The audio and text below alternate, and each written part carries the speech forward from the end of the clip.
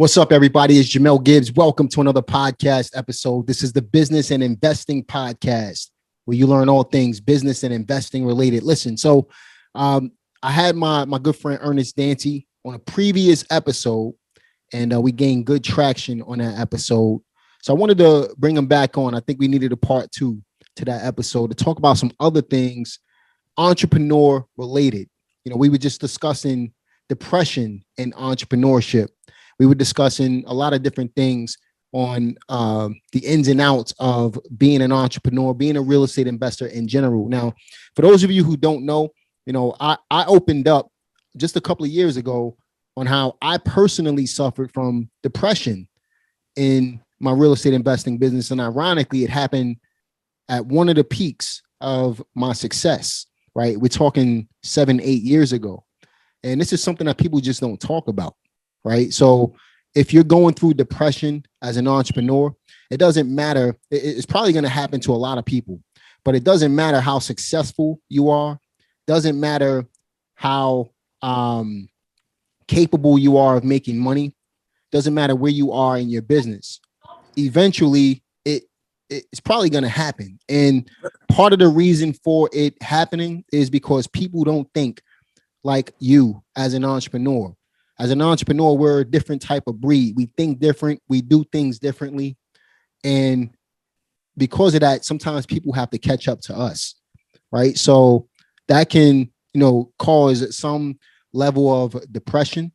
I don't know why. I'm not a psychologist. In fact, I might even have a psychologist. If you're a psychologist who's an entrepreneur, reach out to me because I'd love to interview you on why we as entrepreneurs go through the motions of being an entrepreneur, depression, having highs and lows in our feelings, not only in our business, but in our feelings as well.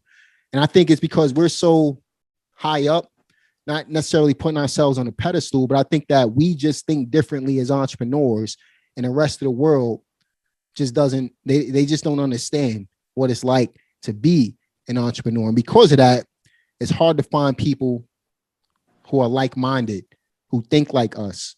And ultimately, that can lead to some type of hormonal depression. Some people suffer physical depression. I know for me, it was more of a hormonal type of thing. I don't know why. It was right around the time I was right around 30 years old, about 10 years ago. But this is a real thing. So if you're going through depression right now, and you need somebody to talk to another entrepreneur or reach out to me, right? I'm happy to talk about it, but just understand that you're not the only one going through it. And before it gets really serious, you need to talk about it, let it out, because that's what helped me, right? So that could be part of our conversation that we're talking about today. But before, when I had Ernest on the call, we were discussing Hollywood. We talked about his Plug Me In platform. We talked about business and how to use social networking in order to be able to grow as an entrepreneur. So before we jump into all of this stuff that I want to talk about today, Ernest, what's up, man? Hey, I'm doing well. And I'm glad that we touched upon the mental health aspect as it pertains to this entrepreneurial journey, because it's definitely something that can become a physical thing. It definitely can affect you physically, your emotions, the mental plane that you're on as we go on this journey. What people have to remember is it can be a traumatic thing when we're transitioning from one level to another, because we're leveling up. And that's not easy. It can be draining, the amount of work that we have to put in, because being an entrepreneur, it never stops. You don't really have that much time to turn off, because when it comes to upward mobility, you have to give it your all. You're maxing yourself out constantly. And then if you have a family, you still have to make time for that family life to be the best husband you could be, the best father you can be, the best wife or the best girlfriend or mother that you can be. That's not easy, being able to balance all of those things. And it can affect us. And usually it does. It can be periodic. It could be for an hour out the day, twice a week, where it's really affecting you. And like you said, as entrepreneurs, we need a network. We need people that can relate to us, other people that can understand, yeah, this is what you're going through. It's normal. I go through it too. Because it makes it a lot easier to realize, okay, there's nothing that's quote unquote wrong with me. This is part of what happens. And there's no getting around it. On that road to success, you have to go through it. So yeah, man, it's a real thing, bro. You know, and it's funny. A lot of people are coming out, even athletes, they're coming out. And we had Simone Biles, for example, who came out and, you know, basically told the world that she suffered from mental depression or mental health or whatever the case may be. Yep. The tennis player, Naomi, she came out and was transparent with it. Kevin Love of the Cleveland Cavaliers and the NBA, DeMar DeRozan. So a lot of people have started to open up about the mental aspects and mental hardships. And I think it's a healthy thing, man. I think look at Sherman from Seattle, man. You got several football players opening up about it. People need to be able to talk about it. Yeah, right? It's way less taboo than it was before, which is a great thing, that we could be more transparent about about how we feel. Achieving things in business is a very logical and analytical thing, but we're still people. So there are still feelings behind it. And we do go on emotional roller coasters. Yeah, man. You know, for me, you know, and I'm speaking for myself, you know, again, I'm 40 years old. When I was right around 30, I think I went through like some type of hormonal depression. Where, especially being a black man in America, coming from a black family, I feel like with us, I know for me, speaking for myself, I didn't hear things like, you know, there's certain things that kids need to hear when they grow up. Of course. I didn't hear in my household. I knew my parents loved me, but you didn't necessarily hear it all the time, right? So I'm not saying that that's a bad thing. It toughened me up.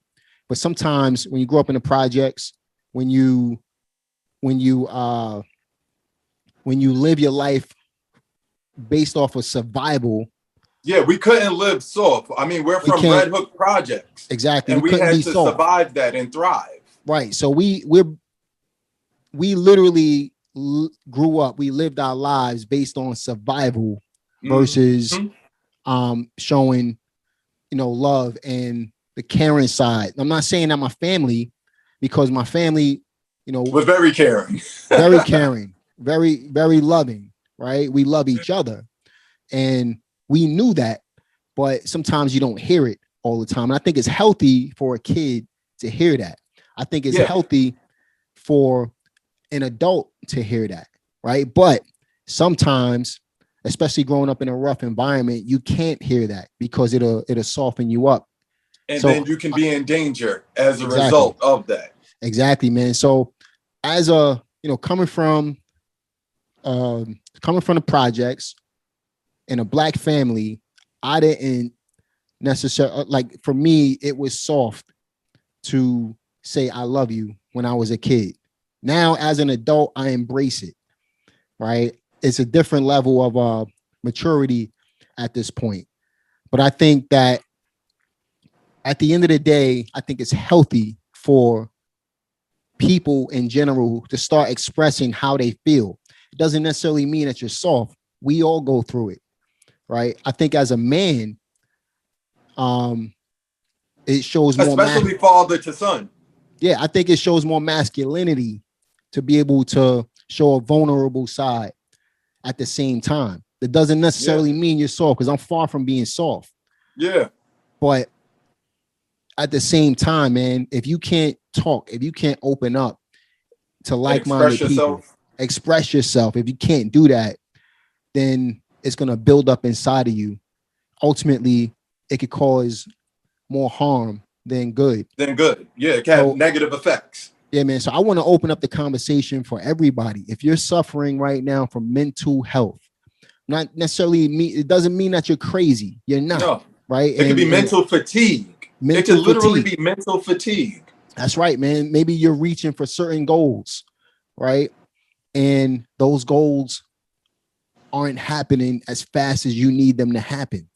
That's a natural thing. It's part of the business. I'm not telling you to toughen up. I'm telling you to keep going, keep pushing, but also open up, discuss what your issues are. That's why masterminds, I have a real estate investing mastermind. I think masterminds are so important because you're literally talking to a group of people every single week versus, being all in it by yourself. And that was part of the reason for me, we're talking 10 years ago.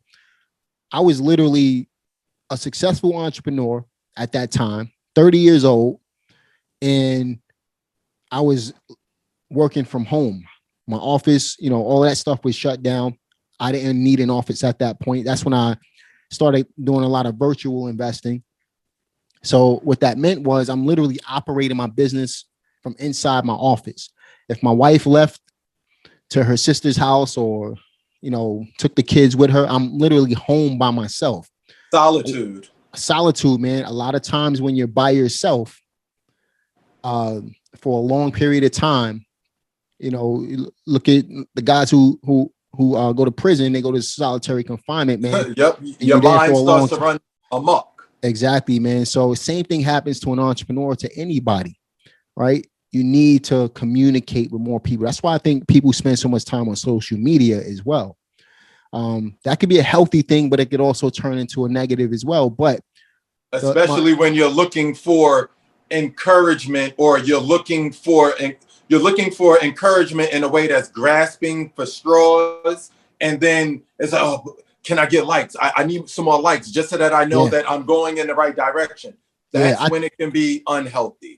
I think social media within itself can be healthy, but unhealthy. Like you said, when you start turning into the person that's looking for likes, when you start turning into the person, what's the best word I could use for this, man?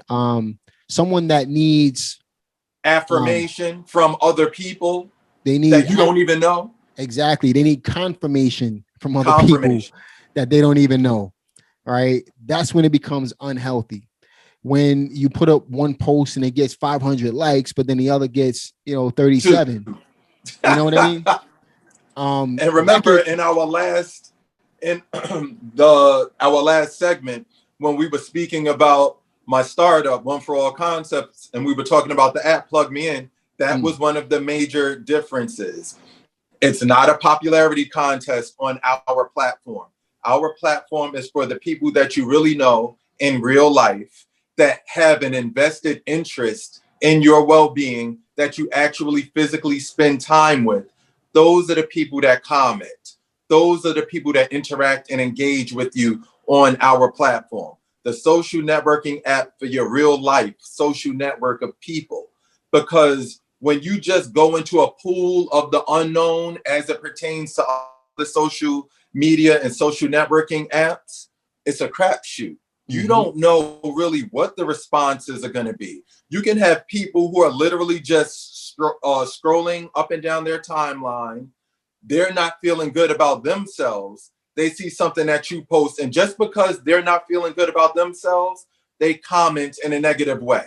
And then there's some people who really take that in internally, which affects them. That's why we see some people who committed suicide based off of social media comments, not getting enough likes, things of that nature. So it's a fine line. It's definitely a fine line. Let's talk about Hollywood for a minute, right? Look at all of the young celebrities that, we could go down a list, right? There's a bunch of young celebrities that suffered from mental health, mental depression, because that's all they knew from being young to becoming an adult. Then when they start to express themselves, us, looking from a bird's eye view at them, look at them like they're crazy. Right? Yeah. They lost their mind. Why do you think that happens? Why does that happen to celebrities? It happens to entrepreneurs. It happens to high level people in general. Okay. I would say, and it will be real interesting also to see how people comment in the comment section, what they're thinking about this. So I would say, let's take Britney Spears, for example. When the public first gained knowledge of her, she was a teenager, right? She was a child. She started out in the Mickey Mouse Club, just like Justin Timberlake. So we know of these individuals as children, right? When we grow, we have the benefit of the whole world not seeing the bumps and bruises that we take as we transition into young adulthood and then adulthood. They literally have to do it right before our eyes. Mm-hmm. So as they're starting to become the adult that they're going to be, based upon the experiences that they've had, a lot of us as the public, we're the ones who can't cope with it. That's not their fault. It's how we're conceptualizing and how we're perceiving their transformation.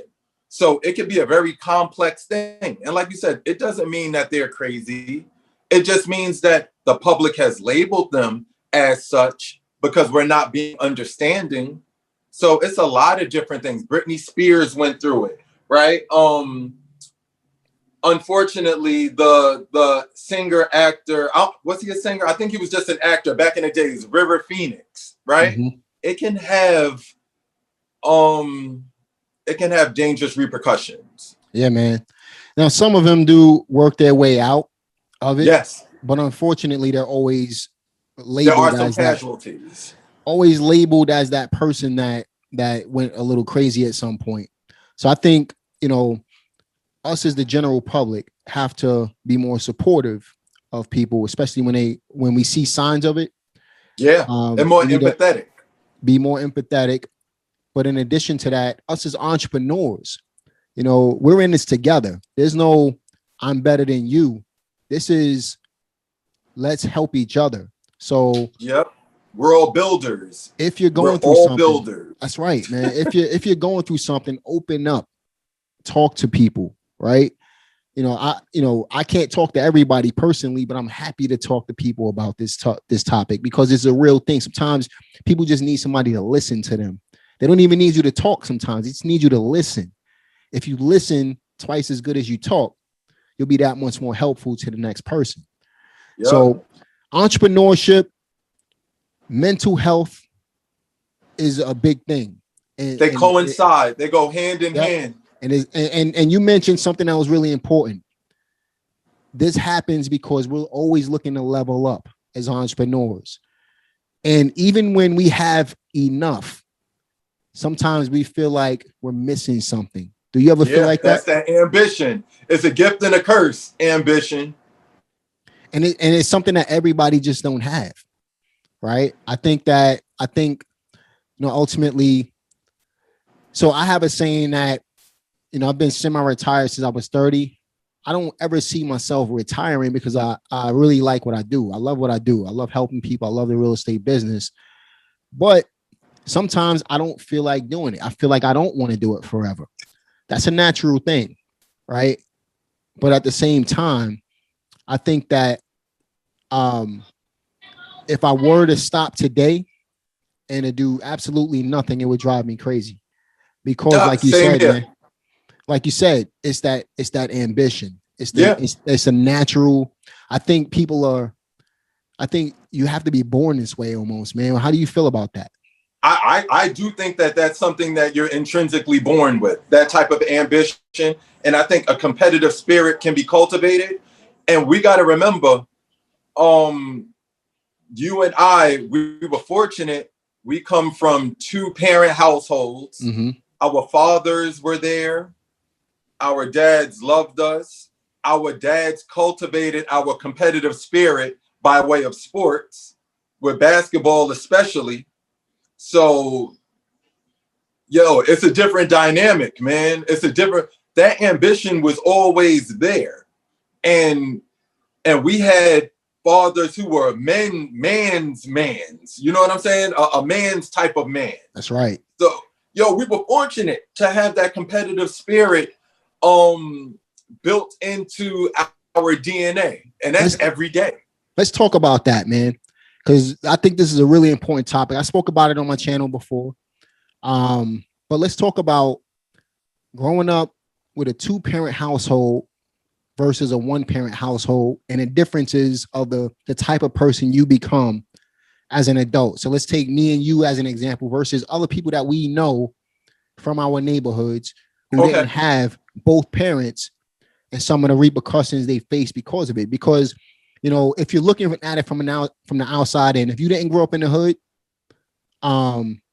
if you didn't have both your mother and your father, the chances, and you could correct me if I'm wrong, from what I've experienced in my life, the chances of you succeeding on a super high level when you didn't have both parents, it diminishes because of that. But if you had both parents, the likelihood of you succeeding drastically increases. You know what I mean? That's the way I see it. That's the way I look at it. I could be wrong. I mean, that's what the stats. That's what the stats say. Also, are the stats true? Are the stats true though? Let's talk about that, man. So I would say that statistically speaking, and overall, when you look at the masses and when you look at the population of people, you do have an upper hand when you come from a 2-family household, just for the simple fact that there are 2 people pouring into you, protecting you, nurturing you, and teaching you things at the same time. But then when we look at the other side of the coin, let's just take sports, for example, right? A lot of our athletes who have become millionaires and who are in the top 1% of the population, household, they come from 1-parent households. And So what's the common denominator between an entrepreneur who had a 2-parent household and one that had a 1-parent household? There's some that, like you mentioned, the top 1%. What do you feel are the common denominators between the two? Because there should be some differences. The real difference is either the 1-parent or 2-parent household.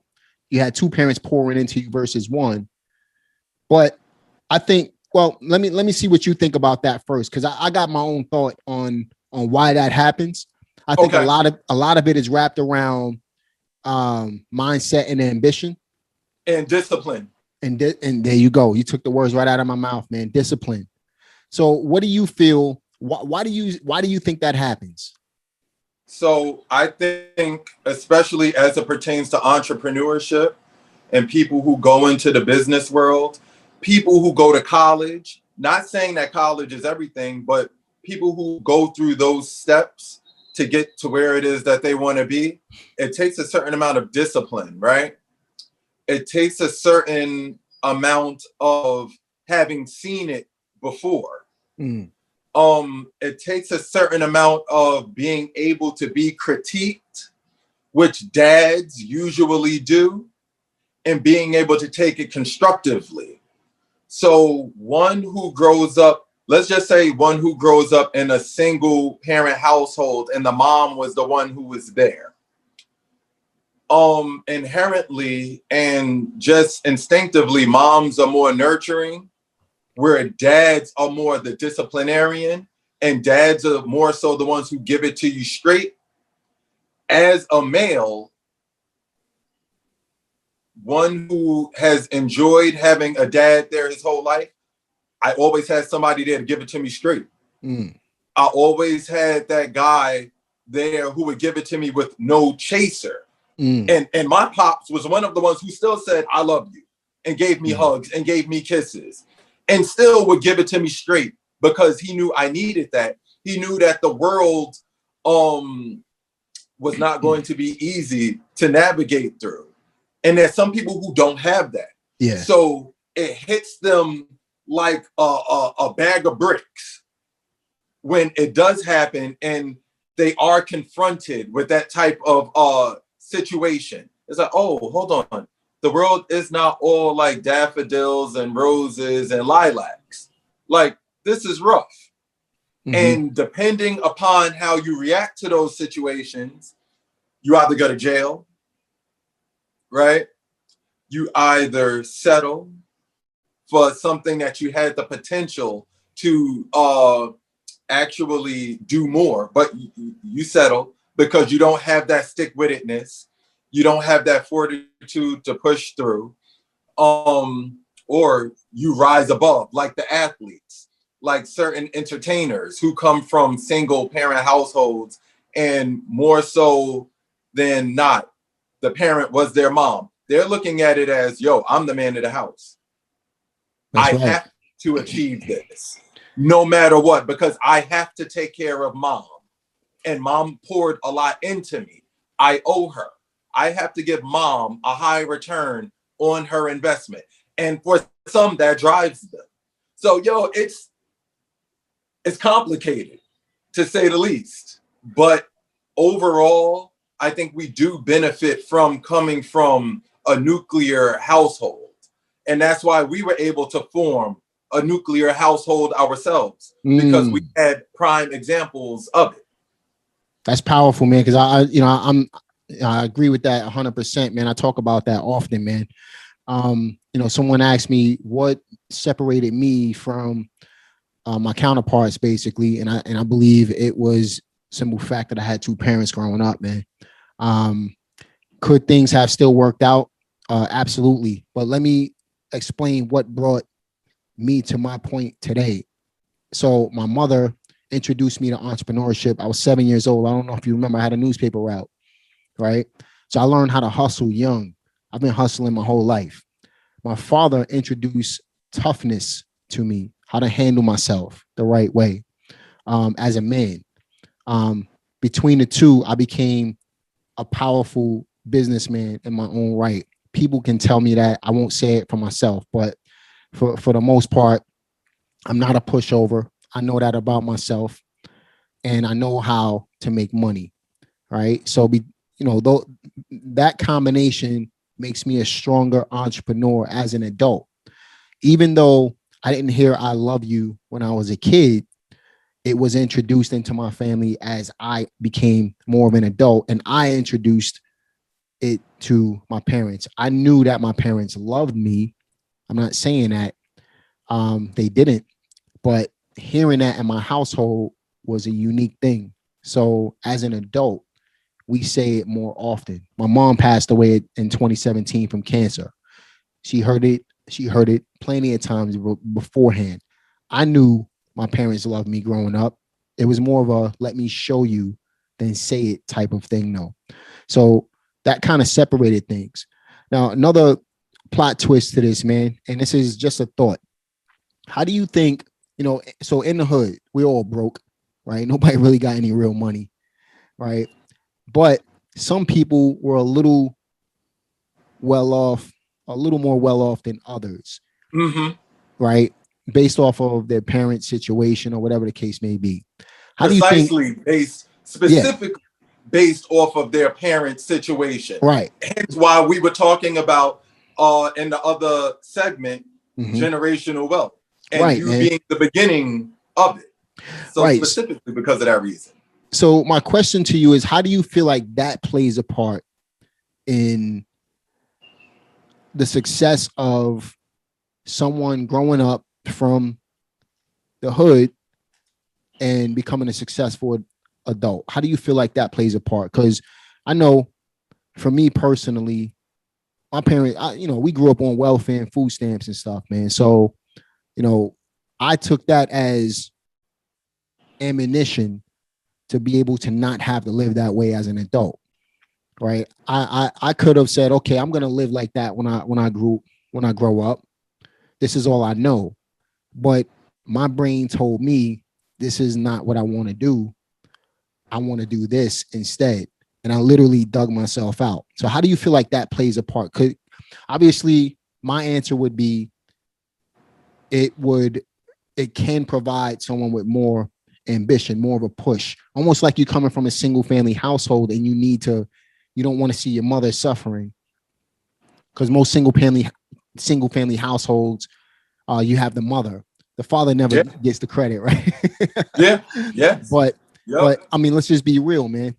Most of the time, it's the mom. Me growing up, from what I've seen, I've always seen single family mothers. You never really see single family fathers. And we're not saying that it doesn't exist, because of course we know that it does. Of course we know that it does. But for the most part, it's usually the mom. Statistically, it's going to be the mother, right? So with that being said, most young men want to get their mother out of poverty, right? They use that as an ambition. What about when you grow up, based off of your finances, how do you feel that plays a part in someone's success as they get older? Okay. So me, like we spoke about on the last segment, remember my grandmother lived in Red Hook, right? And we went to PS 27s. Mm-hmm. So obviously it was easier to get to school if I just stayed in Red Hook Monday through Friday. So Monday through Friday, I lived in Red Hook with my grandmother. Meanwhile, my mother and father owned a home in Bed-Stuy. Both of them were working. So my father was a corrections captain, and my mom worked at JP Morgan Chase as an executive assistant. So it was a slightly different dynamic. We were like toward the upper middle class. Mm-hmm. So it was the upper middle class finances, right? So I'm coming from that baseline. I live in the projects Monday through Friday, but I have two working parents who are essentially combined upper middle class. So me coming from that baseline, my thought process was always, all right, you have no excuses. And it's your job to do more for your children and for your family when you have it than what your parents did for you. And for you, the sky is definitely the limit. Look where you're starting from. So I benefited from growing up in Red Hook, right? Which is somewhere that you have to survive and then find a way to thrive. Because our Red Hook is not the same Red Hook. No way. This Red Hook, they were shooting every day. Yeah, no way. When we came home from school, they were shooting every day. Yep. So we had to first survive that, figure out how to do it, and then figure out how to thrive within that environment, right? So I use that as building blocks. Like, yo, if I could survive that, and I come from a family who is upper middle class, I can do anything. And I have the tools to do anything. That's right. So that was always my mind frame. Both parents went to college. So I already knew it was always in my mind, I'm going to college. And then we played ball. And as you know, we had peers who we grew up with who were fast bloomers, right? So they were better than us at basketball at first. But a lot of them fell into the street life. Yep. A lot of them got caught up. And then we kept working. We kept going. We kept going to school. And me, eventually I played college basketball, did all of that. Everything was building toward an ambitious cultivation to achieve goals. Everything. And to me, all of those things served as building blocks. I think, Red Hook, I think anybody coming from the projects or any type of hood can relate to this as well, man. When you live in a hood, when you live in the projects, if you're looking at it from, if you're actually within the hood, there's almost like a family-like type of environment. There's nothing there's nothing like it. I think everybody, look at all of the young guys we grew up with. How many? I mean, it was a bunch of us, right? Yeah, there was literally a bunch of us. I think it was almost like we were all family. It was like your mom was like my mom. Yep. My mom, you understand what I'm saying? Yep. And I think if you were acting up on any block, your mother, your father, or your grandmother, your grandfather had friends, or there was cousins and aunts on that block. You can get disciplined wherever you were at. That's right, man. You were acting up. That's right, man. So, and I think that plays a part in having that community, family type of feel. I haven't lived in the hood in 20 years, man. It's been so long. But my point is, I think that type of feel spurred me to become a successful entrepreneur as well. I couldn't let my neighborhood down. You know what I mean? Yes. So I started doing it for the block versus doing it for myself. So all of this stuff, man. I mean, mental health, talking about how you grow up, how that all plays a role in succeeding as an entrepreneur. All of that can be used as ammunition to be able, or be the driving force for you to go from where you are to where you want to go. Some people are naturally soft, right? They just want to complain about everything. Some people just want to blame other people. We had every right to blame other people for any lack of success that we may have experienced. That's the easy way out. That's the easy way out, man. So that's where the tough part comes in, right?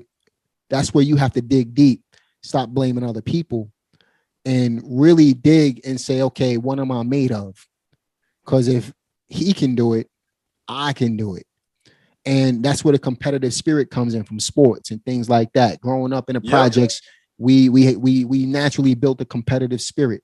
It was a friendly competitive spirit amongst our peers, right? Those are like our brothers. And then when we went to other projects and we played, we destroyed and when we them. were playing different high schools and stuff, then it was a hostile competitive arena. And that's fine too. Yep, that's right. All of that is all good. We going for the kill at that point, man. Yeah. But the question becomes, as an entrepreneur, you understand there's going to be ups. You understand there's going to be downs. You understand you might suffer some mental health issues. You understand that you should talk to people. We spoke about this today. You understand that we all come from different backgrounds, right? We spoke about our background on today's podcast. And we spoke about how our background can be similar to someone who's listening to this, but it could be unique for other people. But in reality, we all face the same situations. No matter where we come from, we all have the same problems. There's more similarities than there are differences. That's right. But how are you going to handle those issues? How are you going to face the problem? Because when you become an adult, you're almost thrown out to the pack of wolves. You thrown into the jungle. Who's going to be the lion at the end of the day? I know I love that. Say it again. I'm just saying, when you become an adult and you enter the jungle, because that's exactly what it is, man. It's a jungle. Who's going to be the lion at the end of the day? And I know for me, I'm not going to be anybody's prey. So I'm a lion all day. And, you can expect that from me as a businessman. So as an entrepreneur, you have to be lion-like, right? You obviously can't be a real lion, but you have to be lion-like, have the same characteristics as a lion. And if you do, you survive in the jungle. You can become the king of the jungle if that's what your ambitions are. But you got to be willing to push through all of the weeds and be able to push through to get to the top. Right. So that seems like the perfect way to end this segment. That seems like the perfect way to end this segment. I couldn't put it no better than that. Well, listen, man, I definitely want to do more podcasts. I know we kind of spent off of what we were initially wanting to do. No, it's all good, because this is going to transition into your segment with the psychologist or psychiatrist, where the people can get a professional perspective on this thing. So that's all good. That's right, man. So I am, if you want to see me interview a psychologist on mental health and entrepreneurship, do me a favor, leave a comment in the comment section. If you're suffering from mental health, depression, I've gone through it myself. I totally understand. If you're going through it, I know exactly what you're going through. It's part of the game. Leave a comment in the comment section. Don't be ashamed. I want you to reach out. We open this up because not enough people talk about this, especially as in the entrepreneur space. It's talked about a little bit in Hollywood, but in the entrepreneurial space, not enough people are talking about this. I want to make sure that we segue and make it okay to talk about this in our space. You know, you guys understand, I'm the family-oriented entrepreneur. If you're a subscriber to my channel or anything that I do, you're like family to me, right? So I'm the family-oriented entrepreneur. I'm big on health and fitness. Part of health and fitness is mental health, right? I'm big on living my life according to Bible standards. That's just the way I live my personal life. But in addition to that, my finances are the least of my concerns. So reach out, leave a comment in the comment section. Let us know what else you want us to talk about. I want to have Ernest on as a regular guest. Again, if you haven't watched our previous episode, make sure you check that episode out. I'll link it up in the top so that you can check it out. But I want to have him on as a regular guest. I think it's going to be a healthy, we can have healthy conversations on different topics regarding entrepreneurship. Hollywood, Ernest has his social media app, and I think this ties in nicely with his social media experience. Definitely does. Mental health and protecting your mental health. And how you guys can tie in the social networking aspect regarding mental health and things like that, and not have to compete with other people who have larger followings than you, more likes, and things like that. Make sure you check out Ernest. Plug Me In. Plug Me In. Why don't you go ahead and give them the information on that, Ernest? So that is www.plugmeinapp.com.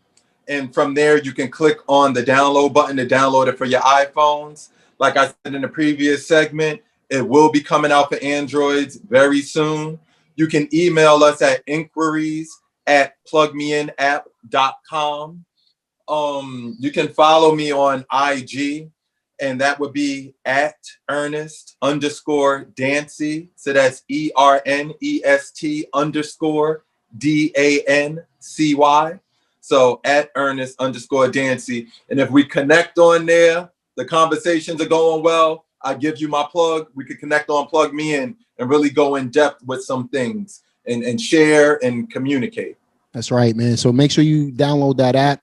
I'm telling you, it's going to be the next $1 billion social media platform. Get in while you can. Get in early, and be a part of the beginning stages of it, because eventually it's going to be tough to get in.